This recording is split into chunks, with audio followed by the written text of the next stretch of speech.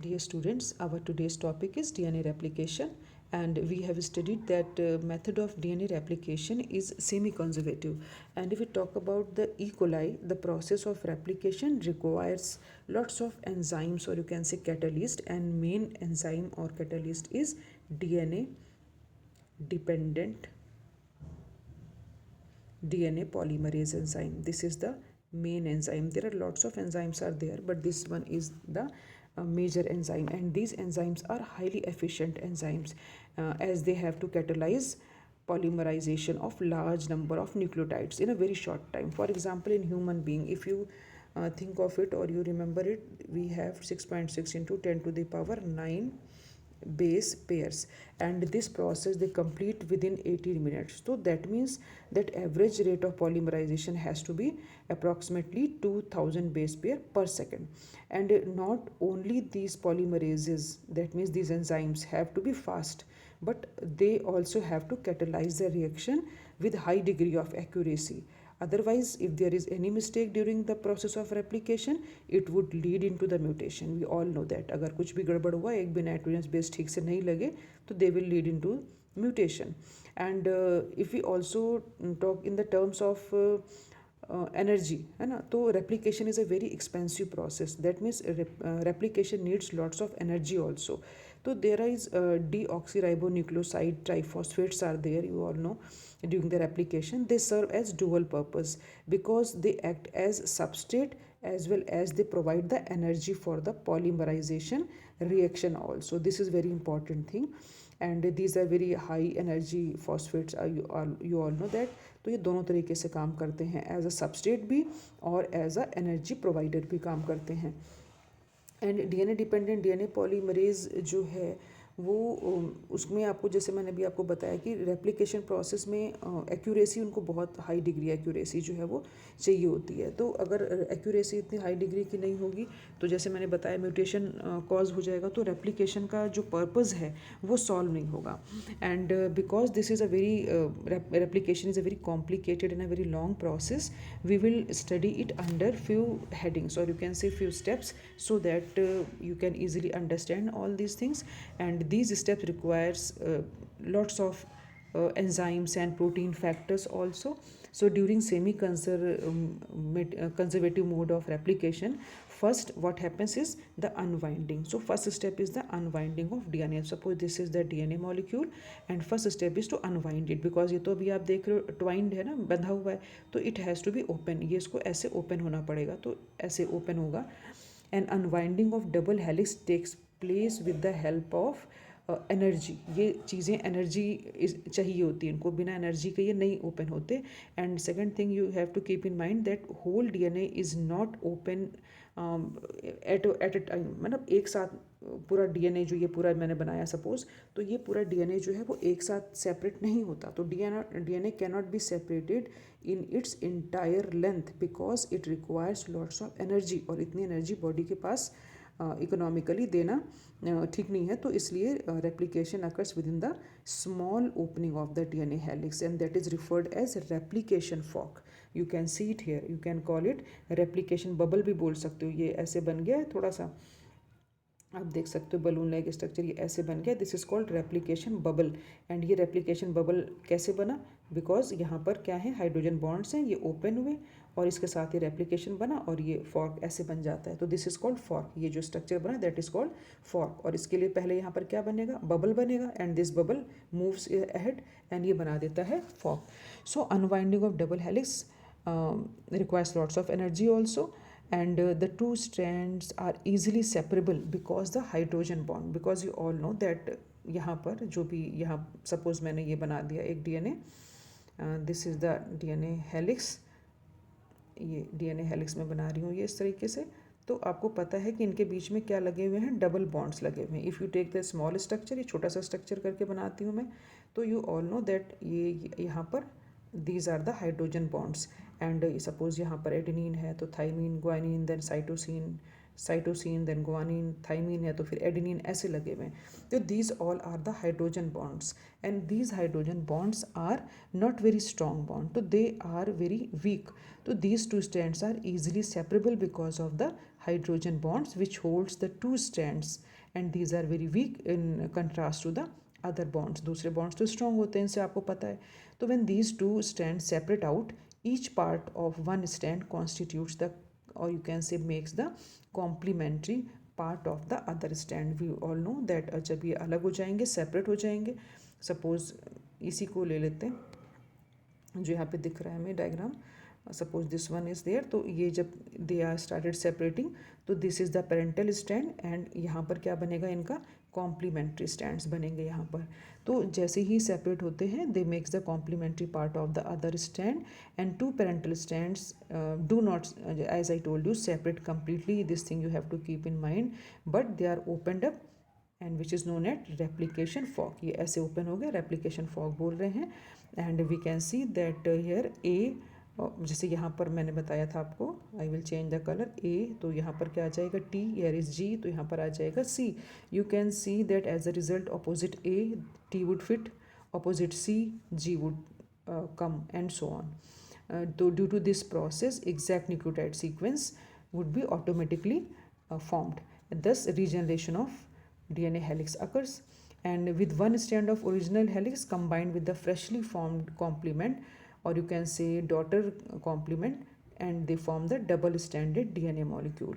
ठीक है, जो आप समझ रहे हैं, ये एक बना हुआ है मेन, जिसको आप पेरेंटल बोल रहे हो, या फिर इसको आप बोल सकते हो template strand, and there is a newly formed, यहाँ पर न्यूली फॉर्म्ड डीएनए है. If I change the colour, this is daughter you can say, और you can say newly formed DNA. और उसके बाद में जब भी सेपरेट हो जाएंगे, तो you can see it that one is parental, this one is parental, and this one is daughter. तो ये अभी फिर से बाइंड हो जाएंगे ऐसे करके.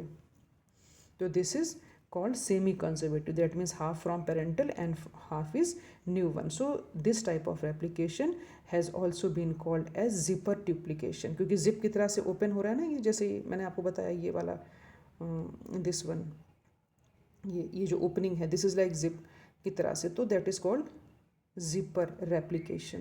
And now we come to the details of this process of replication, because अभी ये तो मैंने आपको सिर्फ एक थोड़ा सा एग्जाम्पल दिया है ना, अभी मैं आपको डिटेल में स्टेप्स बता रही हूँ. तो now we proceed to the steps. तो first step is the activation of deoxyribonucleotides. This is the first heading under which we are going to discuss something, that the 4 nucleotides of DNA, there are 4 nucleotides of DNA. If you know it, that first DNA nucleotide is, again I am just start to writing it here, AMP, then GMP, then CMP, then TMP. These are the 4 nucleotides of DNA, and these are present in the nucleus. They are freely floating, and we want to activate them. For activation we need ATP, so we add ATP. ATP हर जगह हम लगा रहे हैं, each place we write like ATP, ATP and ATP. Now when you give them energy or add ATP molecule, they convert into, that means this is AMP, adenosine monophosphate, GMP, guanosine monophosphate, cytosine monophosphate. That means they are in the form of monophosphates. Now when you give the energy in the form of ATP, suddenly they converted into the monophosphate, converted into the T. You replace M with the T. So now it become ATP, GTP, CTP and TTP. Again I am going to write it ATP, GTP, CTP and TTP. That means what you call earlier adenosine monophosphate, AMP, is now ATP, that is adenosine triphosphate. So mono is converted into tri. Basically I am trying to tell you this. AMP converted into ATP, that means M को आपने replace कर देना है. GMP is GTP, CMP is CTP and TMP is TTP. And in this step you all know that biological reaction all requires enzyme. So at this step we need the enzyme called phosphorylase. जहाँ कहीं भी energy की बात हो तो phosphorylase enzyme लगेगा. तो this step is called as phosphorylation. This step is called as phosphorylation. phosphorylation. So step is known as phosphorylation and enzyme is phosphorylase. This is the first step, which is very simple. That means all the monophosphates are converted into triphosphate with the help of ATP and with the help of enzyme phosphorylase, and this step is known as phosphorylation, and this process is called activation of deoxyribonucleotides. So it is very simple. Now come to the next step, that is recognition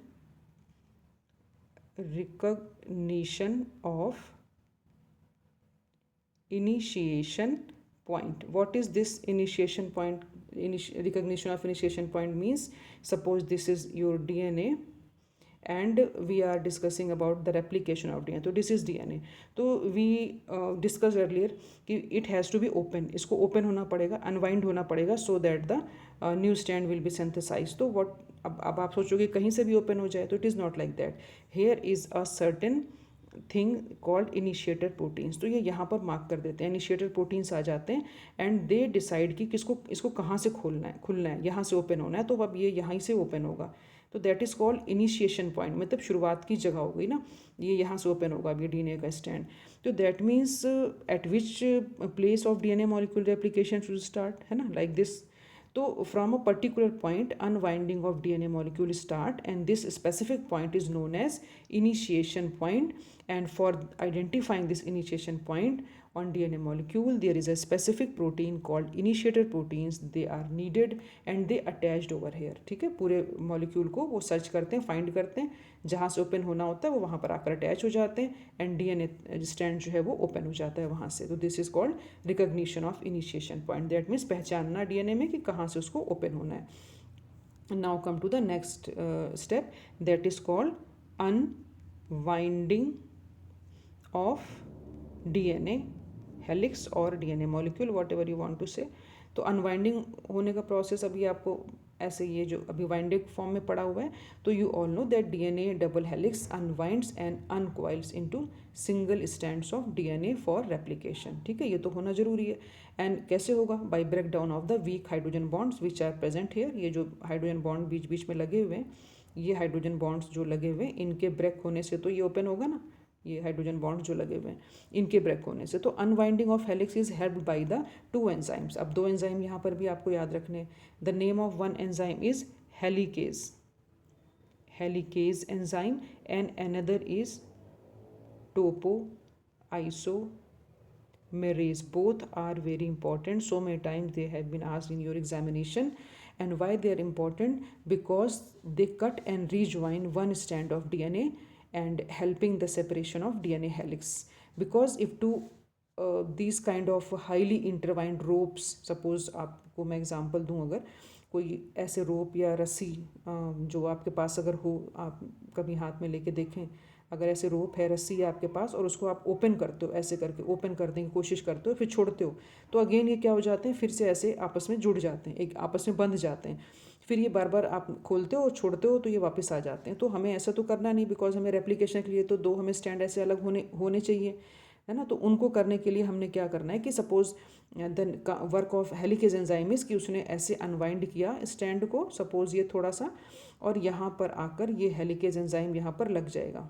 ठीक है, आई change the colour, ये helicase enzyme यहाँ पर लग जाएगा. तो अब नीचे वाला जो स्टैंड ये ओपन होगा, तो ये अब ऊपर नहीं जा सकेगा, जो टेंशन है ऊपर नहीं जा सकेगी, अब ये स्टैंड को ओपन होना है. And again there is a tension, और यू कैन से कि जो इसके अंदर एक ऐंठन है, इंटरवाइन है, कि बार बार ये आकर के आपस में बाइंड हो जाते हैं. तो टोपियोआइसोमरेज का काम क्या है, वो कट करता है इनको प्लेसेस से, यहाँ से कट कर देगा, यहाँ से कट कर देगा, इधर से कट करेगा. सपोज ये और लंबा है तो यहाँ से भी कट करेगा and then rejoin it again. तो उससे क्या होता है, इनके अंदर की जो ऐंठन है, जो इनके अंदर की जो आपके ट्वाइनिंग की कैपेसिटी है, बार बार इंटरवाइन कर जाते हैं, वो ठीक हो जाता है, देन वो स्ट्रेटन अप हो जाते हैं. ठीक है, जब कट किया बार बार उसको, तो क्या हो जाएंगे, ऐसे स्ट्रेट हो जाएंगे थ्रेड, जो ऐसे बार बार चिपट जा रहे थे आपस में, तो ये स्ट्रेट हो जाएंगे क्योंकि आपने कट कर दिया, वापस से इनको ज्वाइन कर दिया. So that means they relieve the tension by cutting and joining, so that two strands fail to come together. So enzyme like topoisomerase relieves the tension of DNA strands, and two strands of helix are now separated. And actually this unzipping, or you can say unwinding of double helix जो DNA का है replication bubble इसीलिए बनता है basically, क्योंकि अभी देखो आप यहाँ पर इस डायग्राम में ये ऐसे पड़ा हुआ है DNA, then there form a replication bubble, ऐसे रेप्लिकेशन बबल बना, और ये बबल जो है धीरे धीरे ऐसे ऐसे करके इसको क्या करता जाता है, ओपन करता जाता है आगे आने वाले डीएनए को। अभी यहाँ पर बबल बना है, ये प्रोसीड करता चला जाएगा और ये ऐसे ओपन होता चला जाएगा। In this diagram which you can see on your screen, ये ऐसा कुछ स्ट्रक्चर आ जाता है। Now come to the next step, that is very easy, that is formation of RNA primer. Formation of RNA primer. So what are the RNA primer?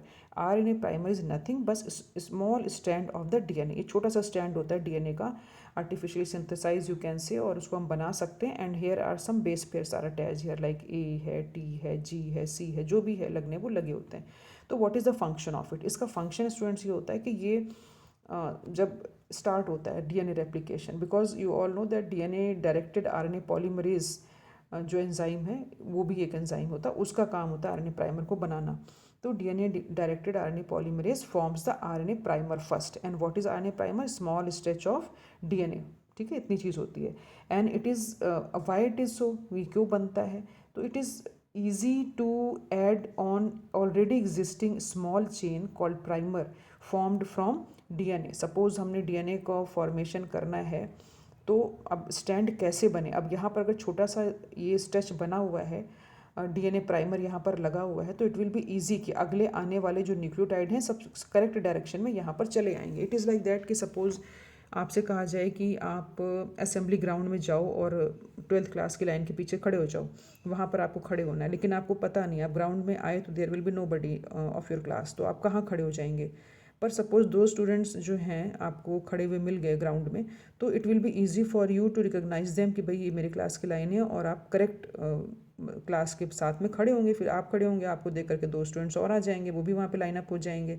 That means it will be easy to make a line of your class if there is a one student और monitor is there in the field, क्योंकि आपको पता है उसके पीछे आना है।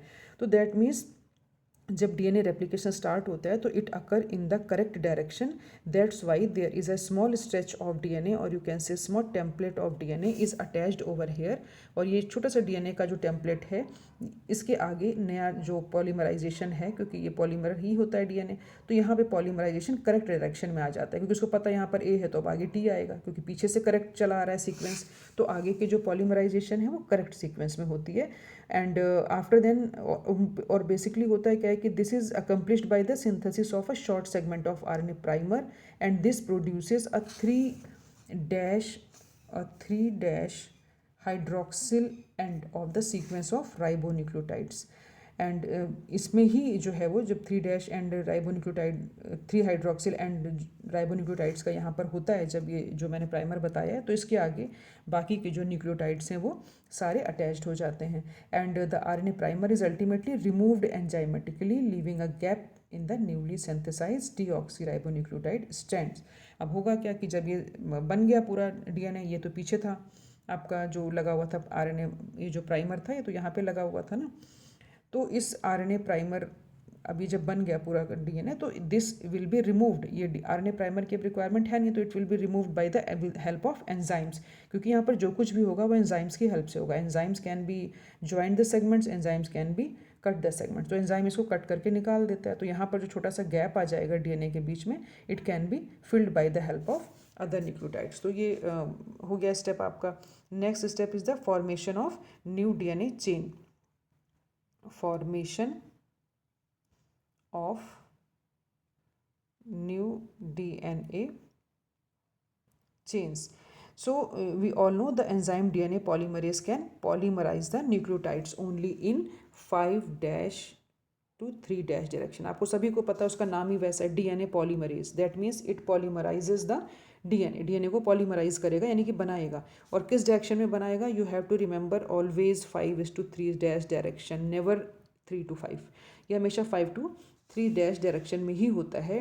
And we all know that synthesis of new complementary strand proceeds from 3 dash hydroxyl terminal of the primer. जो प्राइमर लगा होता है उसका 3 डैश OH का ये जो एंड होता है, इधर से वो प्रोसीड करता है एंड ये एक्सटेंड करता है 5 डैश 3 डैश डायरेक्शन में, because the 2 strands of DNA are antiparallel, as you can see in this diagram that 2 strands are antiparallel, ये एक दूसरे के एंटी पैरेलल होते हैं। दैट मीन्स एक का 5 डैश इधर तो दूसरे का 3 डैश इधर, फिर इस वाले का 3 डैश इधर तो इसका 5 डैश इधर। तो now these are antiparallel direction and the two strands have to be synthesised by growth occurring in opposite direction. क्योंकि अगर ये 5 डैश 3 डैश है तो आपको मैंने कहा कि 5 डैश 3 डैश में ही न्यू बनता है जो भी बनना होगा। तो दैट मीन्स ये जो ग्रो करेगा वो ऐसे ग्रो करेगा, क्योंकि फिर इसका इधर 5 आएगा और इधर 3 आएगा and this one grows like that. This is 5 and this is 3 dash end. तो 5 डैश 3 माने ये इस डायरेक्शन में और ये इस डायरेक्शन में ग्रो कर रहे हैं जो न्यूली सिंथेसाइज्ड डीएनए होते हैं। दैट मीन्स अपोजिट डायरेक्शन में, they synthesized in opposite direction of their template DNA, जो कि डीएनए पड़ा हुआ होता है। And the addition of deoxyribonucleotides is done by DNA polymerase in the presence of ATP, क्योंकि ATP is also very much important and DNA dependent DNA polymerase enzyme तो polymerization करते ही है one direction में, as I told you कि only 5 dash into 3 dash direction में। Now this newly synthesized direction जो DNA की हम बात कर रहे हैं इसमें भी एक important चीज़ है जो आपको ध्यान रखनी है। That is this strand, you can see that these are the newly synthesized DNA जो red color से दिख रहा है आपको। तो here are two kinds of strand, what is known as continuous and another is known as discontinuous strand। तो what is this? Continuous strand is known as leading strand also and this forms 5 dash to 3 dash direction, ऐसे बन रहा है, देख रहे हैं आप, इस डायरेक्शन में जा रहा है ये 5 dash 3 dash और एक साथ बनता है, ये रुक रुक के नहीं बनता, मतलब स्पीड में बनता है ये। तो इसलिए इसको हम बोलते हैं लीडिंग और continuous strand. On the other hand you can see that here are the stretches of DNA, छोटे छोटे टुकड़े लग रहे हैं आपके डीएनए के and these DNA fragments in small pieces again form into 5 dash 3 dash direction में, बन वो उसी डायरेक्शन में रहे 5 डैश 3 में and initiating from RNA primer. यहाँ पर छोटा सा आरएनए प्राइमर लगता है इनका और उसके बाद वो इनको डायरेक्शन बताता है कि भाई तुमने अब आगे बनना स्टार्ट करना है। यहाँ पे सपोज ये आरएनए प्राइमर हो गया, अब ये स्ट्रेचेस में छोटे छोटे टुकड़ों में ये ऐसे बन रहे हैं and these segments are called Okazaki fragment. These small fragments are known as Okazaki fragments and these Okazaki fragments join together to produce a continuous daughter strand later on। अभी तो टुकड़ों में है, बाद में क्या हो जाएगा, ये पूरा जुड़ जाएगा और एक बन जाएगा, continuous strand बन जाएगा। and who will join them? the enzyme which is known as ligases। ligase are like glue, ये joining का काम करते हैं always। तो this strand is known as lagging strand because it forms in a small stretches, so its formation is slow, ये धीरे धीरे बनता है। that's why I call him lagging or you also call them discontinuous strand also। this question is very much important about Okazaki's fragment, so you have to remember the what are the Okazaki fragments। and now come to the next topic, next heading, that is removal of RNA primer। removal of RNA primer. तो जब हम लोग अभी discuss कर रहे थे कि this is DNA strand and when RNA is replicate तो here are small stretches of DNA और उसके आगे अगला स्ट्रैंड जो है वो फॉर्म हो जाता है। This is called RNA primer. So once the small pieces of Okazaki fragments have been formed, RNA primer is removed from 5 dash end. तो 5 डैश एंड से वो अलग हो जाता है जैसे ही वो जुड़ जाते हैं by the help of enzyme। which enzyme? that is called exonuclease। exonuclease is a basically it is a kind of DNA polymerase because DNA polymerase is of two type, one is called endonucleases, another is called exonucleases। तो what is the function of exonucleases? exonucleases students cut the DNA at the ends, यहाँ पर cut करता है DNA को, that's why called exo means exit के समय किनारे पर वो कट करता है। तो suppose this is the DNA strand, तो एक्सोन्यूक्लियस आप एंजाइम डालेंगे तो ये इधर से कट करेगा, है ना, साइड्स के उनके कॉर्नर्स पे कट करेगा, तो ये कट करके उनको निकाल देता है। तो exonuclease is a type of DNA polymerase, basically उनका एक पार्ट है, तो उनको कट करके निकाल देता है आरएनए प्राइमर का, क्योंकि because there is no need of RNA primer, आपकी सिंथेसिस तो हो गई, फिर इसका मतलब डीएनए की ना। Now come to the last step, that is proofreading. Proofreading and DNA repair। तो what is it proofreading and DNA repair? We all know that during the replication there are specific base pairing is there, है ना। जब DNA ये बनता है तो कोई specific होता है, A के साथ में T को लगना है, G के साथ में C को लगना है, तो this is a you can say specific base pairs are there, but sometimes it may be possible that wrong bases may get into this fragments of the DNA, and it will cause, that means these wrongly introduced bases can cause mutation, so that it is necessary to remove them by activity of enzyme DNA polymerase. Again DNA polymerase come into the scene, because wrong base sequences whenever entered into the DNA helix, they always cause to the mutation. And sometimes we identify them, agar aisa kuch hai, sometimes if this kind of things are there, and that means wrong base sequences are there, so they can be identified and corrected by the repair enzyme. So either you can remove them completely or you can correct it, क्योंकि दो चीज़ें हो सकती हैं. if there is possibility to correct them, you identify them and correct them by repair enzymes with the help of repair enzyme like nucleases. repair enzyme कौन से होते हैं? न्यूक्लियेजेस. उनका काम क्या होता है? कट किया, निकाला, सपोज यहाँ पर ए था, टी था, सी था, जी था, कुछ है, अब ये रॉन्ग आ गया तो इसको कट किया, निकाला, और यहाँ पर जो करेक्ट आना था वो यहाँ पर ले आए. And if there is not possibility of कि इसको इम्प्रूव किया जा सकता है, तो वो उसको क्या करते हैं, पूरा कट करके यहाँ से रिमूव कर देते हैं. तो this is like that only. तो proofreading and DNA repair is very much important step, because after the formation कोई DNA replication is a complicated process. तो once complete DNA is formed and suppose there are any kind of wrong, suppose this is like that, any kind of wrong nitrogenous base introduced in this, कोई भी आ गया किसी भी तरीके से, तो this wrongly introduced bases can be removed by the activity of enzyme DNA polymerase. And even wrong bases entered into the DNA helix by mutation also, and they can be identified and corrected by the repair enzyme. And also you can cut off the defective segment of DNA and introduce and join the normal correct segment. अब ऐसा थोड़ी कि इसको हमने काट के निकाल दिया तो दूसरा नहीं लाएंगे, इसको कट करके निकाला, यहाँ पर हमने करेक्ट वाला डाला और इसको सेगमेंट को हमने कंप्लीट कर दिया. तो ये भी पॉसिबल होता है, कई बार कट करके कम्प्लीटली यहाँ से निकाल देंगे तो गैप नहीं आ जाएगा, तो यहाँ पर हम अपना करेक्ट सीक्वेंस जो है वो ऐड कर देते हैं. One more thing in the last, that we have studied that replication of DNA completely, and we all remember that mostly replication of DNA takes place at the S phase. We all remember this, that the S phase of the cell cycle, you all remember it, you have studied into the 11th standard. And the replication of DNA and cell division should be highly coordinated. आप सब जानते हो, अगर replication हो गया S phase में, that means DNA जो है वो डबल हो गया कंटेंट. तो अब अगर सेल डिवीजन नहीं होगा तो ये तो सेल में बहुत सारा DNA आ जाएगा, है ना.